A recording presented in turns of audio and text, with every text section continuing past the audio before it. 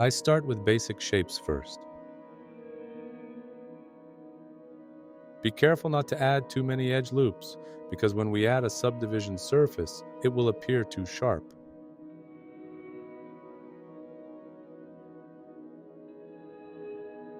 Unlike me, proceed by thinking about your next steps so that you don't have to make corrections like this later. They say better late than never. At least with this excuse, I managed to show you how to fix a mistake.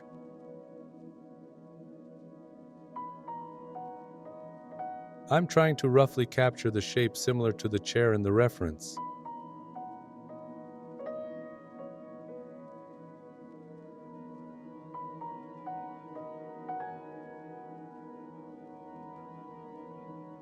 Now we can add the subdivision surface. As you can see, it instantly transforms into a smooth shape. There is a mistake where two vertices overlap. By merging them, we can achieve a smooth shape.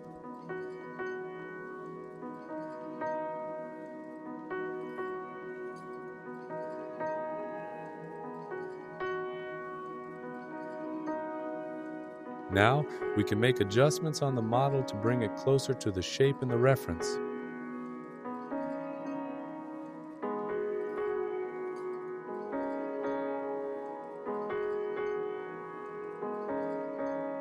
The more frequently you add edge loops, the sharper your model will appear. If you bring two edge loops very close to each other, you can achieve very sharp edges. For example, I will create the stitching indentations on the edges of the chair this way. By adding one more edge loop between the two and pushing it inward, I can achieve a similar indentation.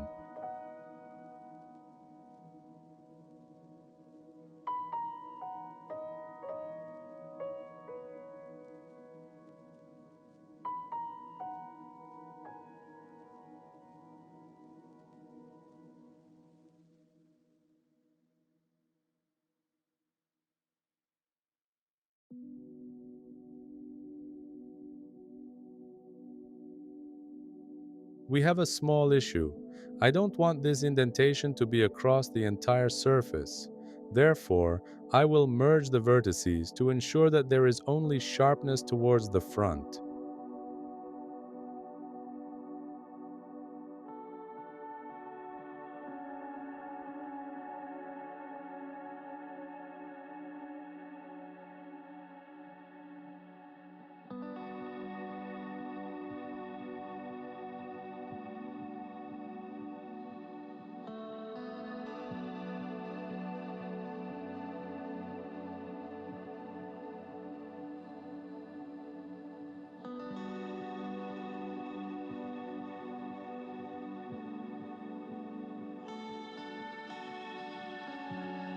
If I had added too many edge loops, fixing this error would have been much more challenging.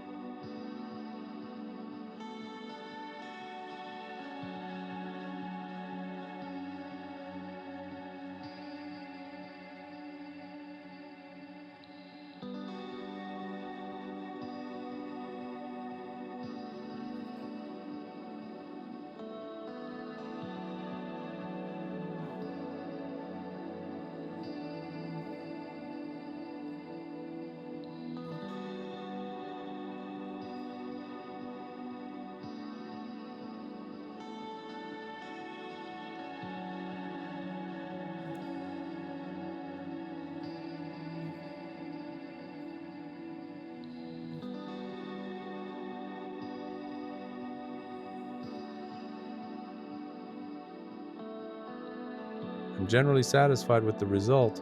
I just need to make some adjustments to ensure the surface is smooth.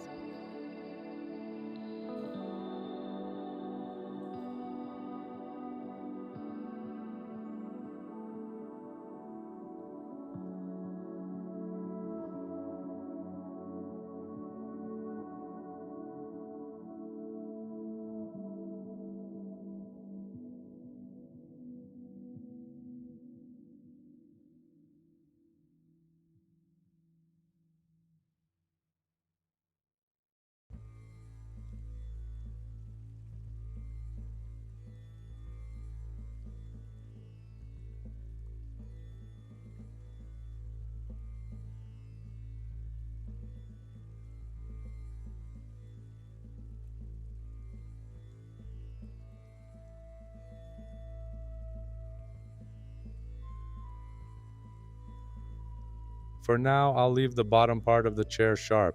Later, I'll smooth those areas.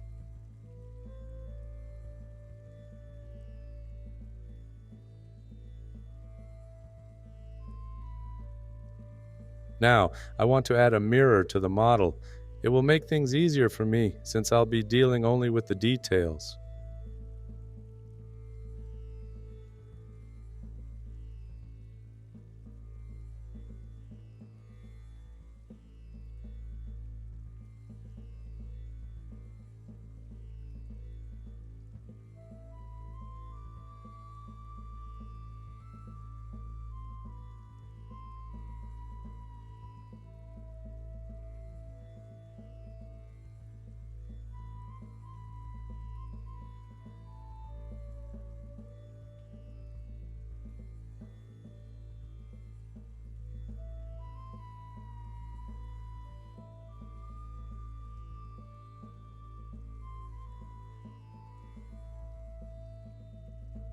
I didn't notice a big hole at the back of the chair, but don't worry.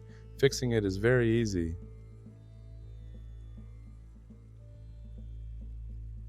The most important thing to pay attention to is having the same number of edges opposite each other. If you can make an edge loop, complete a full loop without interruption, your model will look very clean.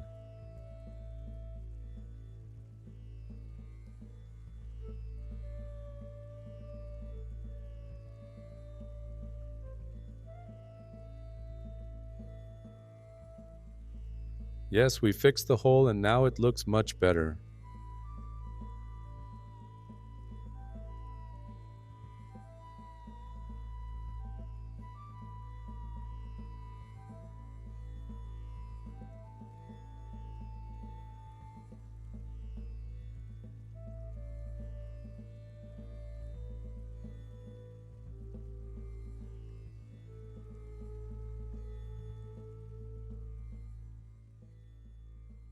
Now I can model the legs of the chair.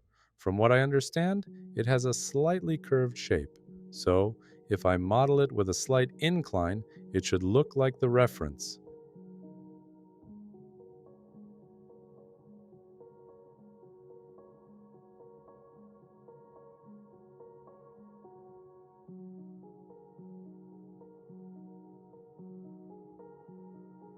From this point on, I can continue working by adding the subdivision surface.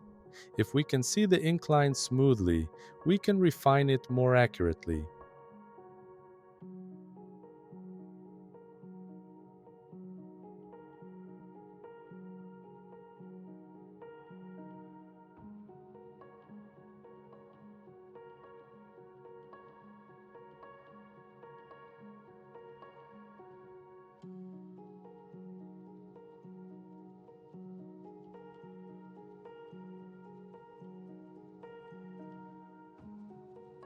Now I'm adding a mirror to make the legs symmetrical.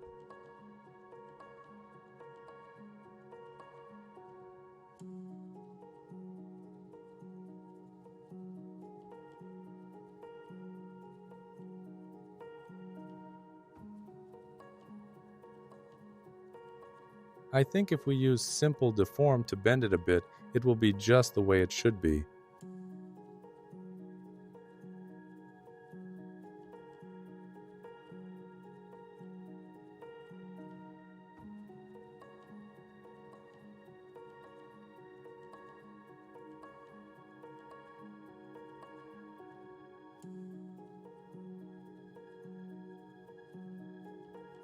You can duplicate this simple deform to apply multiple bends.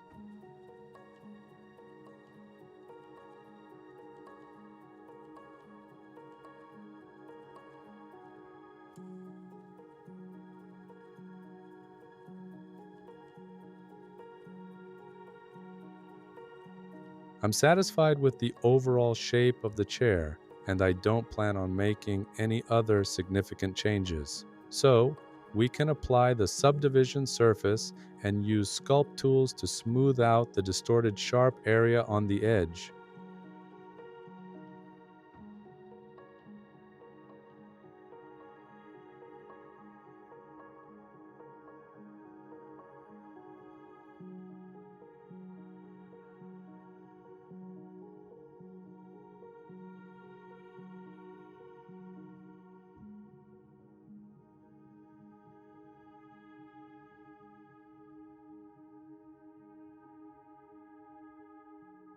I'm trying to approximate the shape in the reference as much as I can using the sculpt tools. I shouldn't push my luck too much, as unwanted distortions may occur. I think there's no need to push it too far.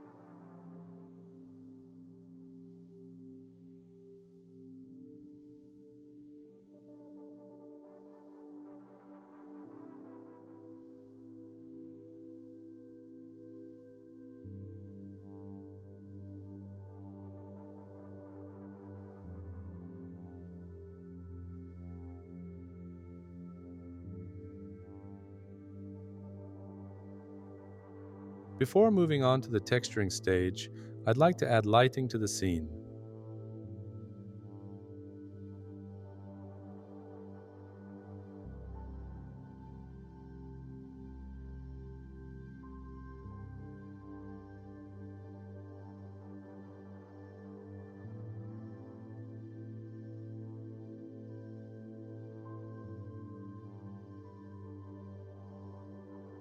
Since I'll be using procedural textures, I don't need to be too careful when adjusting UV maps. There's just one crucial point. Don't forget to apply all transforms to the model before unwrapping. Otherwise, the UV map may appear distorted.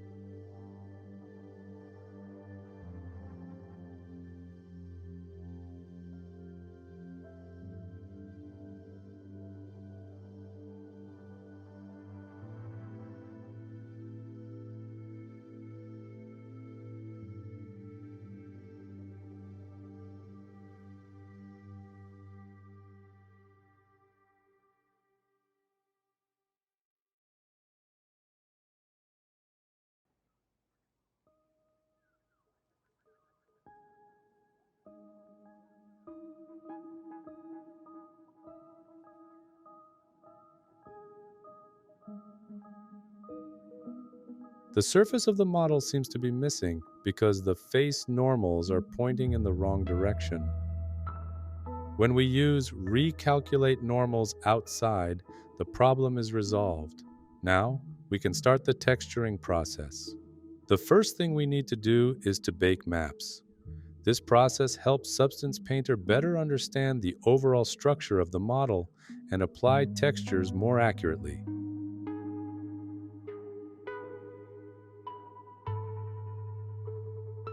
You can see that it produces different results when scanning for each map. For example, it can now better perceive the edges of the model.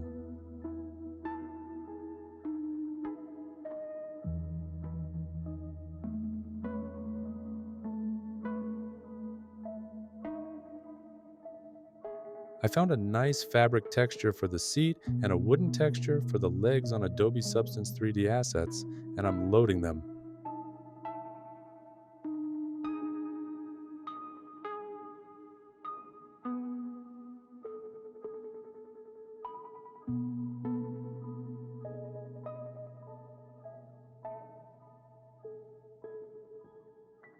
I'm making some small adjustments, and now we are ready to go back to Blender.